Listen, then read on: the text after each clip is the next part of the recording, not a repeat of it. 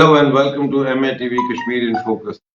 नाज़रीन, जैसा कि आप जानते हैं, अपने इस कार्यक्रम में हम आपको 2 साल से मुसलसल पाकिस्तानी कब्जे वाले जम्मू कश्मीर और पाकिस्तानी कब्जे वाले गिलगित बल्तिस्तान से मुतालिक अहम जानकारियां देते हैं। इसके अलावा कश्मीर और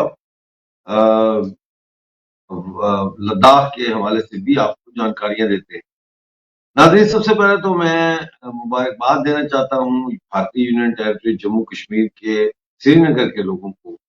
ज़ाहिर है मुसलमान और हिंदू सिख ईसाई सारे उसमें शामिल है कि उनको अब एक नया मल्टीप्लेक्स सिनेमा जो है उनके लिए खोल दिया गया है। कल इसका इफ्तिताह किया है लेफ्टिनेंट गवर्नर मनोज सिन्हा जी ने, और ये पहली दफा है कि जो 1990 के बाद अब दोबारा सिनेमा घर जो है वो खुल गए हैं श्रीनगर में, और बड़ी तादाद में लोग आज सिनेमा घरों में गए, मल्टीप्लेक्स में गए सिनेमा देखने के लिए, फिल्म देखने के लिए। और दहशतगर्दी की वजह से तमाम सिनेमे बंद हो गए थे, लेकिन अब वो दोबारा खुल गए।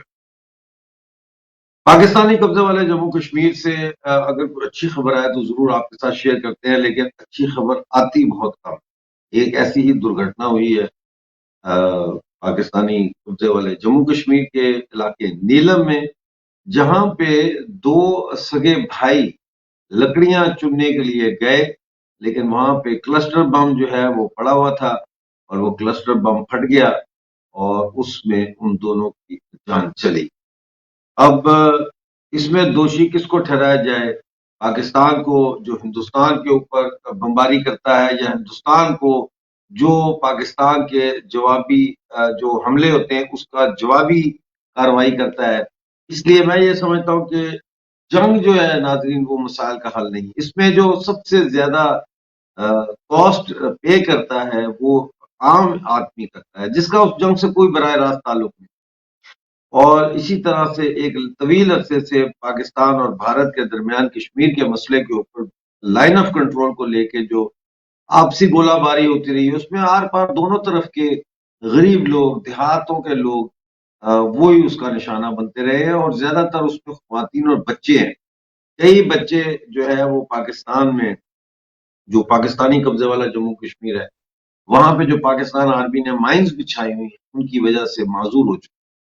तो शुरू में ये खबर आई थी कि 2 भाइयों को चीते ने खा लिया, क्योंकि सरकार ये छुपाना चाह रही थी, लेकिन फिर जाहिर है ये बात सामने आ गई, तस्वीरें आ गई, वीडियोज आ गई, जो मैं आपको दिखाना नहीं चाहता क्योंकि वो काफी, जिसे कहते हैं ना, डिस्टर्बिंग है। तो उसमें मैं एज अ डॉक्टर भी मैं देख रहा था वो तस्वीरें, तो मैंने उनको कहा कि भाई ये जो बच्चे शहीद हुए हैं, ये चीते से शहीद नहीं हुए, तो जलने के निशानात हैं स्किन के ऊपर। बहरहाल नाज़रीन, थोड़ा सा आगे चलते हैं और आपको बताता चलूं कि मुजफ्फराबाद में सिविल सोसाइटी की तंजीमों ने ट्रांसपोर्ट के किरायों में होशरुबा इजाफे के खिलाफ जो है वो 1 हफ्ते के बाद मुजाहरे की धमकी दी है। उन्होंने कहा कि अगर 1 हफ्ते में आप लोग ये इनकी जो प्राइसेस हैं किरायों को नीचे लेकर ना आए तो फिर मुजफ्फराबाद में जबरदस्त नाजरीन, आपको अक्सर मैं तोली पीर का जिक्र करता रहता हूँ, टूरिस्ट रिजॉर्ट है, लेकिन आप हैरान हो गए ये सुन के कि आज भी वहां बिजली नहीं है और लोगों को जो बुनियादी फैसिलिटीज होती हैं वो तक वहां पे मुयसर नहीं। नाजरीन, पीपल्स लाइव्स मैटर ने लचराट हल्का 2 मुजफ्फराबाद में एक एहतजाजी मुजाहरा किया और इसमें उन्होंने मुतालबा किया कि सड़कें बनाए जाने बचाएं, सेफ्टी वॉल बनाएं, जिंदगियां बचाएं। तो ये एक मुजाहरा जो है ये परसों हुआ वहां पे। इसके अलावा पाकिस्तानी कब्जे वाले गिलगित बल्तिस्तान में जो अवामी एक्शन कमेटी है उसने ऐलान किया है कि वो गेहूं और दूसरी चीजों पर जो सब्सिडी काटी गई है उसकी बहाली के लिए तहरीक का ऐलान करेगी और जल्द ऐलान करेगी, और ये पूरे गिलगित बल्तिस्तान में उन्होंने कहा कि हम ये करेंगे। गिलगित बल्तिस्तान जो है मकबूजा उसी के शहर स्कर्दू में नाज़रीन लोड शेडिंग 20 घंटे तक पहुंच चुकी है और उसकी वजह से लोग खासे परेशान हैं। लिहाजा अगर स्कर्दू में कल پروٹیسٹ شروع ہو جائیں تو اس میں کوئی حیرانی والی بات نہیں ہوگی۔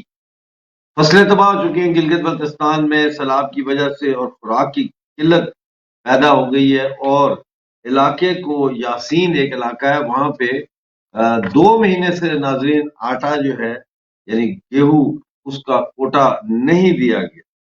یہ کچھ خبریں آپ کے ساتھ میں شیئر کرنا چاہ رہا تھا جو پچھلے دنوں کی ہیں، اور لیکن ایک میں آج آپ کے ساتھ گفتگو کرنا چاہتا ہوں کہ پاکستان کے جو وزیر اعظم ہیں وہ جا رہے ہیں، بلکہ پہنچ چکے ہیں وہ نیو یارک میں، اور وہ یونائٹڈ نیشن جنرل اسمبلی کے اجلاس سے کریں گے خطاب۔ اب ناظرین بات یہ ہے کہ انہوں نے خطاب سے پہلے ہی پاکستانی میڈیا نے یہ کہنا شروع کر دیا ہے کہ مسئلہ کشمیر کے حوالے سے بھی وہاں پہ وہ اظہار خیال کریں گے، اور پاکستان میں جو سیلاب آئے ہیں ان کے حوالے سے بھی وہاں پہ بات چیت ہوگی۔ اس وقت ناظرین پاکستان کو بہت شدید ضرورت ہے کہ فلڈز کا مقابلہ کرنے کے لیے، یعنی کہ جو نقصانات ہوئے ان کا مقابلہ کرنے کے لیے فصلیں نہیں ہوں گی اب اس سال، تو وہ کیسے وہ پورا کریں گے، وہ کمی کیسے پوری کریں گے۔ وبائی امراض جو ہے وہ پھیل گئی ہیں، ڈینگو ہے اور یہ ملیریا ہے، ڈائسنٹری ہے، ٹائیفائڈ ہے، یہ تیزی سے پھیل رہا ہے، سندھ سے ہوتا ہوا پنجاب سے گزرتے ہوئے خیبر پختونخوا تک یہ پھیل رہا ہے۔ ان چیزوں کو کیسے کیا جائے ٹیکل، اور اس سے بھی بڑھ کے جو 4.25 کروڑ لوگ بے گھر ہیں جن کے خاندان اجڑ گئے، ان کے خاندان کے کوئی 8 مر گئے، کوئی 5 مر گئے، کوئی 6 مر گئے، یہ لوگوں کو ریہیبلیٹیشن ان کا کیسے ہوگا؟ اس حوالے سے یونائٹڈ نیشن جنرل اسمبلی میں تقریر کا تو مجھے سمجھ میں آتا ہے کہ یہ ایک پاکستان کا وزیر اعظم ہے، وہ یونائٹڈ نیشن جنرل اسمبلی سے خطاب کر کے اپنے مسائل لوگوں کے سامنے، دنیا کے سامنے رکھے گا، یہ بات سمجھ میں آتی ہے۔ سمجھ میں جو بات نہیں آتی وہ یہ ہے کہ ایسے وقت میں اس موقع پر بھی وہ کشمیر کا مسئلہ جو ہے وہ یونائٹڈ نیشن جنرل اسمبلی میں کس حوالے سے پیش کرنے کی کوشش کی جا رہی ہے، جبکہ پچھلے سال 21 فروری سے لائن آف کنٹرول پہ جو ہے وہ سیز فائر ہے۔ یہاں پہ ایک واقعہ میں آپ کو مزاحیہ ایک یا لطیفہ کہہ لیں یا ایک پیرابل کہہ لیں سناتا ہوں، اس کے بعد میں آج کے مہمان کو ساتھ جوڑوں گا۔ ناظرین ایک مینڈک تھا اور ایک بچھو تھا، تو بچھو نے مینڈک سے کہا کہ یار تم تو تیر سکتے ہو تو مجھے پار لے۔ تو مینڈک نے کہا نہیں بھائی تو ڈنگ مارے گا۔ اس نے کہا میں پکا وعدہ ڈنگ نہیں ماروں۔ تو کہا اچھا چڑھ جا میری پیٹھ پہ۔ تو وہ مینڈک اس کو لے کے دریا پار جانے لگا۔ جب وہ مڈل آف دا ریور میں پہنچا تو اس نے ڈنگ مار دیا۔ تو مینڈک نے کہا ہے تم نے یہ کیا کیا؟ اس نے کہا میں عادت سے مجھے، میری فطرت ہے ڈنگ مار۔ تو ناظرین ایک ایسے موقع پر جب پاکستان کے وزیر اعظم کو یہ موقع دیا گیا یونائٹڈ نیشن جنرل اسمبلی سے خطاب کرنے کا، جب اس کا ملک ڈوب چکا ہے، فطرت سے مجھے جوڑتے ہیں اپنے ساتھ آج کے مہمان، آپ کے جانے پہچانے میجر جنرل اے کے سواج، ٹیریٹوریل آرمی کے فارمر ہیڈ اور 22 سال تک بھارت میں سروس اور خدمات سر انجام دینے والے۔ جی جنرل صاحب آپ اگر ہیں تو ہمارے ساتھ جڑ جائیں۔ میرا خیال ہے اس وقت جنرل صاحب ہمارے ساتھ شاید نہیں ہے، وہ اگر جڑ جائیں گے تو ہم ان کو لے آئیں گے، لیکن اس مسئلے کے اوپر جو ہے وہ بات اس طرح سے ہم کریں گے کہ دیکھیں پاکستان کی یہ مجبوری کیوں ہے۔ سوال یہ ہے کہ پاکستان کی مجبوری کیوں ہے کہ پاکستان جہاں جاتا ہے وہاں ڈنگ مار کے آتا ہے، جہاں جاتا ہے وہاں ڈنگ مار کے آتا ہے۔ ناظرین اس کی وجہ یہ ہے کہ قیام پاکستان کے وقت جو نعرہ لگایا گیا تھا وہ دو قومی نظریے کا نعرہ تھا، یعنی ہندو اور مسلمان اکٹھے نہیں رہ سکتے۔ اب اس نعرے کی پرورش جو ہے وہ پاکستان پچھلے 72 سال رہا ہے۔ اس کے علاوہ ایک اور بات سمجھنے والی ہے کہ جو بڑی امپورٹنٹ ہے کہ پاکستان کے قیام کا مقصد اس وقت تک نہیں پورا ہوتا تھا ایکسکیوز می، جب تک جموں کشمیر کی ریاست یا تو انڈیپینڈنٹ رہے اور پاکستان اور بھارت کے درمیان ایک انڈیپینڈنٹ ریاست کے طور پر رہے، اور یا پھر جموں کشمیر کی جو ریاست ہے اس کے مغربی جموں کے حصوں کو اور گلگت بلتستان جو ہے ان کو اس ریاست سے کاٹ کر پاکستان میں شامل کیا جائے، باقی کا جو بھی کرنا ہے وہ بعد میں ہوتا رہے۔ لیکن یہ ضروری تھا، یہ بات سمجھے بغیر مسئلہ جموں کشمیر کو سمجھا ہی نہیں جا سکتا۔ لیکن اس میں سے، اور اس کی وجہ جو ہے وہ میں آپ کو پہلے بھی بتا چکا ہوں، وہ یہ تھی کہ بھارت کو سینٹرل ایشیا تک ڈائریکٹ جو ہے وہ لینڈ ایکسس نہ دی جائے، اور وہ آج بھی جو ہے وہ نہیں ہے اس تھرو پاکستان کشمیر۔ وہ آج بھی جو ہے ایران کے چار باغ جو ہے بندرگاہ جو بن رہی ہے اس کے ذریعے، جو روٹ بن رہا ہے اس کے ذریعے ہندوستان کو سینٹرل ایشیا تک رسائی مل رہی ہے، لیکن ادھر سے نہیں مل رہی، یہ رستہ بند ہے۔ اور اب مسئلہ یہ ہے کہ ایسے میں پاکستان نے اپنی جو ہے نا روٹی کمانے کا بھی، پاکستان آرمی، پاکستان اسٹیبلشمنٹ نے اپنی روٹی کمانے کا بھی ذریعہ نکال لیا، اور وہ ایسے نکال لیا ہے کہ دو قومی نظریہ کو مسئلہ کشمیر کے ساتھ جوڑ دیا۔ وہ ایسے جوڑا ہے کہ یہ تصور دیا جاتا ہے کہ جیسے بھارتی یونین ٹیریٹری جموں کشمیر میں جو مسلمان ہیں خاص طور پر ان کے بڑا ان کا اتیاچار ہو رہا ہے، ان کا ظلم ہو رہا ہے، اور وہ ظلم کے لیے مثالیں یہ دی جاتی ہیں کہ کشمیر میں بھارت کی فوج موجود ہے اور کشمیر میں بھارتی سیکورٹی فورسز جو ہے وہ کشمیریوں کا قتل عام کرتی ہیں۔ یہاں پہ دو چیزیں سمجھنے والی۔ نمبر ون یہ ہے کہ یونائٹڈ نیشن کی جو ریزولوشن ہے 1948 کی، اس کے مطابق پاکستان کو اس میں ایگریسر قرار دیا گیا ہے، جارحانہ قدم اٹھانے والا ملک قرار دیا گیا، ہندوستان کو نہیں۔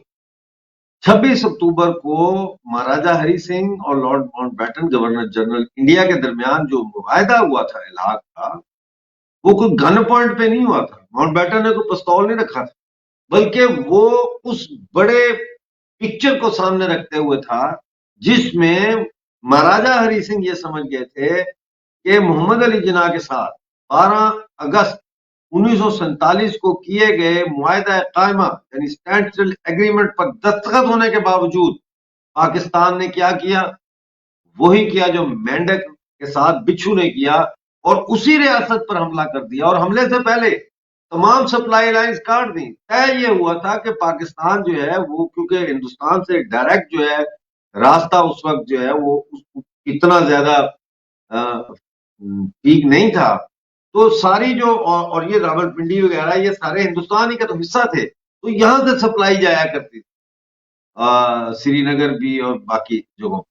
تو یہ پاکستان نے بند کر دی، سبزیاں، گندم، پوسٹ، ہر چیز بند کر دیا، اور اس کے بعد حملہ کر دیا، یعنی ایک طرح سے سیج کی، محاصرہ کیا ریاست کا، اور پھر جو ہے وہ اس پہ حملہ کر دیا۔ تو ایسے میں مہاراجا ہری سنگھ کے پاس اس کے علاوہ اور کوئی چارہ نہیں تھا کہ وہ 1935 کے انڈیا انڈیپینڈنس ایکٹ کو بطور ہتھیار استعمال کرتے ہوئے بھارت کی اس یونین ٹیریٹری میں شامل ہو جہاں پہ 507 اور پرنسلی اسٹیٹس نے مل کر آج کا ریپبلک آف بھارت بنایا تھا، ایک منڈی بنائی تھی، ایک ایسا کسٹم اور ڈیوٹی فری علاقہ، ایک زون بنایا تھا جس میں یہ تمام چھوٹے اور بڑے جو راجواڑے تھے، جو پرنسلی اسٹیٹس تھیں، یہ مل کے اکنامک ایکٹیویٹی جو ہے اس کا حصہ بنے اور اس کے بینیفیشری بھی بنے۔ تو ایک جس طرح یورپین یونین ہے، انڈیا کی ریپبلک بھی ایگزیکٹلی ویسی نہیں ہے، لیکن آپ سمجھنے کے لیے یہ مثال جو ہے یہ کافی ہے کہ وہ مختلف جو پرنسلی اسٹیٹ سے ان کا وہ اکٹھا ہوا ہے۔ اب سوال یہاں پہ دو بڑے اہم سوال ہمارے سامنے ہیں جن کا کھوج لگانا ظاہر ہے کہ تاریخ دانوں کا کام ہے، اور جو ان چیزوں میں کھوج لگاتے ہیں ان کا کام ہے، اور یہ کام ہو رہا ہے، اور ایک نہ ایک دن حقائق سامنے آئیں گے کہ پھر فوجیں جو تھیں، بھارتی فوجیں سری نگر کو چھڑانے کے بعد، بارہ مولہ راجوری کو چھڑانے کے بعد آخر کیوں یہ فوجیں جو ہیں یہ میرپور چھڑا نہ سکیں اور میرپور نہ پہنچی؟ یہ مظفر آباد نہیں گئی، یہ بھمبر نہیں گئی، یہ جو اور علاقے ہیں وہاں نہیں گئی، اور یہ علاقے جو ہے بالآخر پاکستان کے قبضے میں آج بھی ہیں اور باقی حصہ آزاد۔ ناظرین ہمارے ساتھ اب جڑ چکے ہیں میجر جنرل سواد، جیسا میں بتا چکا ہوں ٹیریٹوریل آرمی کے فارمر ہیڈ ہیں، 22 سال کشمیر میں سروس کی ہے۔ جنرل صاحب سواگت ہے آپ کا، نمسکار، thank you very much for joining اس۔ مہربانی مرزا صاحب۔ بات ہو رہی تھی جموں کشمیر کے مدعے پر، اور میں یہ بات کر رہا تھا کہ کیسے جو ہے انگریزوں نے، کہ ہندوستان کا اس وقت کا سی این سی بھی انگریز اور پاکستان کا سی این سی بھی انگریز، اور کیسے انگریزوں نے یہاں کے جو پورا ایک جیو پولیٹیکل جو امبیلنس کریٹ کیا اس خطے کے اندر۔ لیکن میں چاہوں گا کہ آپ سے یہ پہلا تو یہ پوچھنا چاہتا ہوں کہ یہ سری نگر میں جو ملٹی پلیکس سنیما کھلا ہے، اس کی کیا خبریں آپ کے پاس؟ کیا کوئی جشن مشن ہو رہا ہے وہاں پہ سری نگر میں؟ لوگ کیا کر رہے ہیں؟ بھنگڑے ڈال رہے ہیں؟ دیکھو اس میں کوئی شک نہیں کہ یہ شوپیاں اور پلوامہ میں ہیں جو کہ ساؤتھ کشمیر کے ڈسٹرکٹ ہیں۔ آپ کو پتہ ہے کہ پکچروں کی شوٹنگ بھی پہلے کشمیر گھاٹی میں بہت زیادہ ہوتی تھی، آج سے 30-40 سال پہلے، اور اس کے بعد پکچریں بھی لوگ بہت دیکھتے تھے، لوگ پسند کرتے تھے، اور وہاں پر سنیما ہال تھے، مگر یہ سبھی بند ہو گئے تھے جب یہ ملیٹنسی سٹارٹ ہوئی تھی، ٹیررزم سٹارٹ ہوا تھا 1990 کے بعد۔ تو اب استھتی آپ کو پتہ ہے مرزا صاحب، سچویشن بالکل نارمل ہو گئی ہے، وہاں پر بالکل پیس اور ٹرینکولیٹی ہے۔ ابھی آپ بتاؤ وہاں پر جس پرکار سے الیکشن ہوئے ہیں ڈسٹرکٹ ڈیولپمنٹ کونسل کے، پنچایت الیکشن کے، ابھی اسمبلی الیکشن ہونے والے اگلے 5-6 مہینے میں، اور وہاں ڈیولپمنٹ کا ماحول ہے، تو ایسے میں یہ بات تو تھی کہ جو پکچر ہال کو کھولا جائے۔ تو یہ سنیما جو نئے بنائے ہوئے ہیں اور رینوویٹ کر کے ان کو کھولا گیا ہے، جو لیفٹیننٹ گورنر ہیں جموں کشمیر یونین ٹیریٹری کے سینا صاحب، انہوں نے اس کو انوگریٹ کیا، اور پہلے ہی دن بہت زیادہ لوگوں نے پکچر دیکھنے کی ٹرائی کی ہے۔ اس کا مطلب لوگوں کے اندر ابھی ایک بہت انتھوازم ہے پکچروں کا دیکھنا، کیونکہ کشمیر گھاٹی میں لوگ پکچریں، ہندی پکچروں کے بہت زیادہ عادی تھے، کیونکہ وہاں پکچریں بنتی بھی تھی، اور اب کیونکہ ماحول بہت پیسفل ہو گیا ہے، شانتی ہے اور ڈیولپمنٹ کا ماحول ہے، تو ایسے میں پکچریں آنی تھی۔ اور جس پرکار سے یہ ایک پرکار سنیما جو کمپلیکس کھلے ہوئے ہیں، تو ایسا لگتا ہے کہ ابھی تو 2 ہی ڈسٹرکٹ میں کھلا ہے، پلوامہ اور شوپیاں۔ ابھی نارتھ کشمیر جو ہے کپواڑہ، بارہمولہ، اس میں بھی ہوگا، اور باقی جو اننت ناگ، سری نگر کے اندر کہہ رہے ہیں کہ 10 کے قریب سنیما ہالوں کو انوگریٹ کیا جائے گا اگلے 1 مہینے میں۔ تو مجھے لگتا ہے کہ ابھی سمجھنا چاہیے سبھی کو کہ کس پرکار سے بھارت کی طرف جو جموں کشمیر ہے وہاں پر خوشحالی بھی آ رہی ہے، ڈیولپمنٹ بھی آ رہی ہے، اور وہ ایک پرگتی کی طرف بڑھ رہا ہے۔